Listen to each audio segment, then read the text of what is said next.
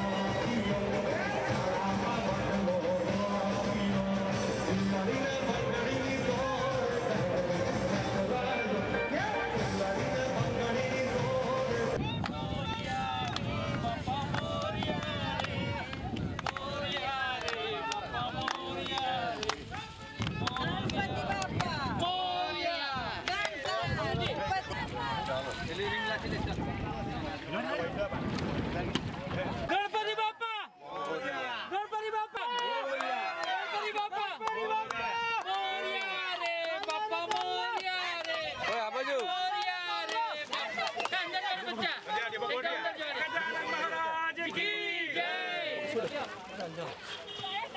तो ठीक पकड़ फोन निकाल आया कर गणपति बाप्पा बाप्पा मोरिया रे बाप्पा मोरिया रे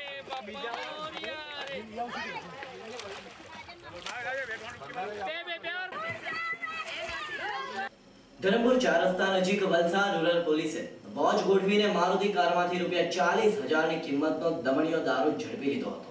સવારના 8 વાગ્યાના અરસામાં બનેલી આ ઘટના દરમિયાન કાર ચાલક ભાગી છૂટ્યો હતો.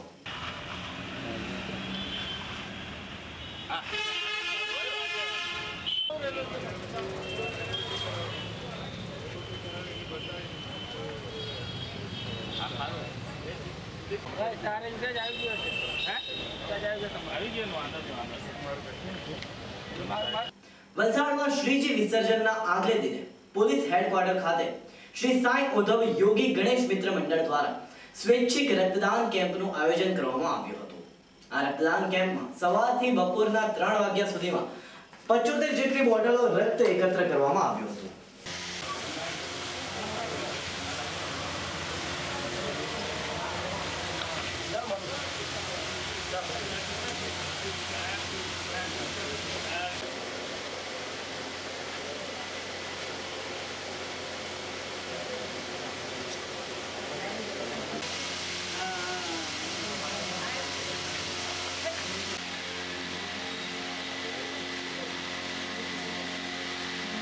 વલસાડ નજીક આવેલા અતુલ આંબલી ગામે રહેતો એક 14 વર્ષીય કિશોર રહસ્યમય સંજોગોમાં ગુમ થઈ જતા ચકચાર મચી ગઈ છે.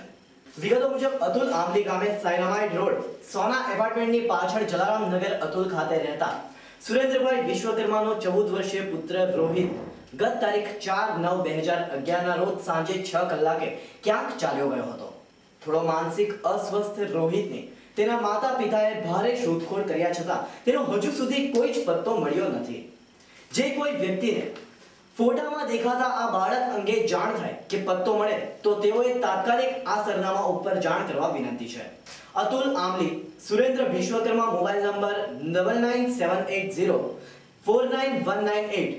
આશાબેન વિશ્વકર્મા જેમનો મોબાઈલ નંબર છે 9913340715. પાડીના આમડી ગામે પટેલ ફળિયા ખાતે જય યુવક મંડળ દ્વારા 22મા શ્રી ગણેશોત્સવની ભવ્ય ઉજવણી કરવામાં આવી હતી અને અનેકવિધ ધાર્મિક કાર્યક્રમોનું આયોજન કરવામાં આવ્યું હતું. છેલ્લા 22મા વર્ષે મંડળ દ્વારા પરંપરાગત રીતે શ્રીજીનું સ્થાપન કરાયું હતું અને સત્સંગ, આરતી અને પૂજા સહિત ધાર્મિક કાર્યક્રમો યોજાયા હતા. પાડી નગરના રાણા સ્ટ્રીટ ખાતે શ્રીજીની મહાઆરતીની સાથે 56 ભોગનો પ્રસાદ શ્રીજીને ચડાવવામાં આવ્યો હતો. દેવા પ્રભુ જય શિવ સુખ કરીએ દેવા પ્રભુ શિવ સુખ સુખ દે સતુરા ભૂત સોની સુરતિ કઈ જો લાલ મોહન શ્રી સહારણ ચર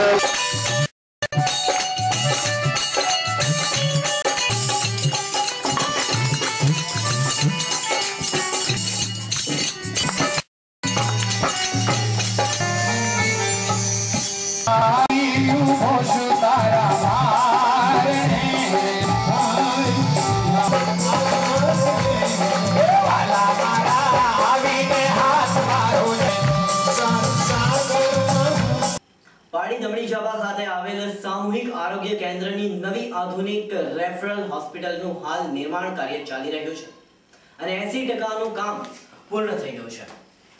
ત્યારે અહીં નવા પીએમ રૂમનું કામ હોસ્પિટલના આગળના ભાગે કરવામાં આવતા અહીંના સ્થાનિક નાગરિકો દ્વારા આ પીએમ રૂમ જે અગાઉ જગ્યાએ હતું ક્યાં તો તેને પાછળના ભાગમાં બનાવવામાં આવે તેની સૌ નાગરિકોએ લેખિતમાં આજરોજ શનિવારના 10 કલાકે આરોગ્ય કેન્દ્રના સુપ્રિન્ટેન્ડન્ટ અને ડોક્ટર વિરેન્દ્ર ગરાઈને મોટી સંખ્યામાં સ્થાનિક નાગરિકોની હાજરીમાં આપ્યું હતું. અને અહીં સ્થાનિકોના જણાવ્યા અનુસાર અહીં નવા પીએમ બનવા અંગે નકશામાંની માંગણી કરવામાં આવી હતી, પરંતુ હોસ્પિટલ સત્તાવાળાઓએ આજ દિન સુધી નકશા બનાવેલ નથી. તે માટે અહીં નકશામાં પણ આ આગળની જગ્યાએ પીએમ રૂમ નહીં બનાવે એવી અરજ સાથે અહીં રોજ અકસ્માતોની લાશના પીએમ માટે રાત્રિના સમયે આવતા હોય છે, જે માટે અહીંના નાના ભૂલકાઓ રાત્રિના સમયે ડરના માર્યા બહાર નીકળવા માટે પણ મુશ્કેલી કરી રહ્યા છે. અને આજે આપેલ આવેદન પત્રની રજૂઆત ઉપરી અધિકારી સુધી કરે અને અહીં તૈયાર થઈ રહેલ પીએમ રૂમ કોઈ અન્ય સ્થળે બનાવે તેવી અપીલ કરી હતી.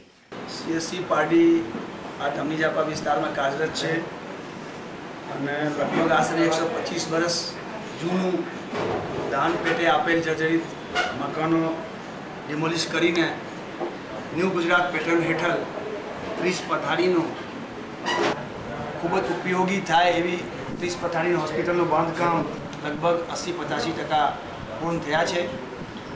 બાંધકામ થાય છે. આપણા પીએમ રૂમ બી પહેલાં એને જર્જરિત હતો, જે તોડવાની જરૂરત છે અને નવું બાંધકામ થાય છે. હોસ્પિટલમાં જે જમીન છે તે જગ્યા પર બનાવવામાં આવે તો સારું રહે. એ સાથે લોકો આજે 10 તારીખે મને હાલની હોસ્પિટલ પીએમ રૂમ જાહેર રોડ સાઈડ બનાવેલ છે તેનો વિરોધ પત્ર આપેલ છે અને લોકો સંમત છે અને હું પણ આથી સંમત છું. એટલે ગ્રામજનોને હું ખાતરી આપું છું કે મેં આજ 1.14 લાખની હતો, જે સામે સરકાર શ્રી તરફથી 1,98,00,000નું ટેન્ડર ભરવામાં આવેલ હતો, જે હોસ્પિટલનું અને તમામ પીએમ રૂમ ગેરેજ બધા મળીને 1,98,00,000નું છે.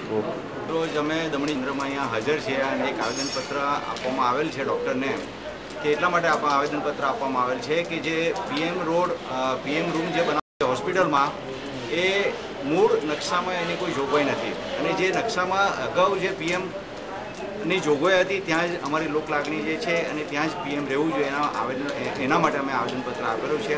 અને ડૉક્ટર સાહેબની સૂચના મુજબ એમણે એવું ખાતરી આપી છે કે અમે chief engineer national highway number 8 પસાર થાય છે અને કોઈ અજાણી વ્યક્તિની કોઈ લાસ્ટ 2-3 દિવસ જો અહીંયા પીએમ રૂમમાં રાખી મૂકવામાં આવે તો અહીંયા જાહેર લગભગ 2000 માણસની વસ્તી છે ऊपर तक जाएंगे तो ना बंद कर देने का। भाई क्या समस्या है यहाँ पे अपार्टमेंट? समस्या क्या यही है कि गटर अब तो सामने से जा रहा है बिल्डिंग का, यहाँ मोटर है नजदीक में ही, पानी पीने का अपने से।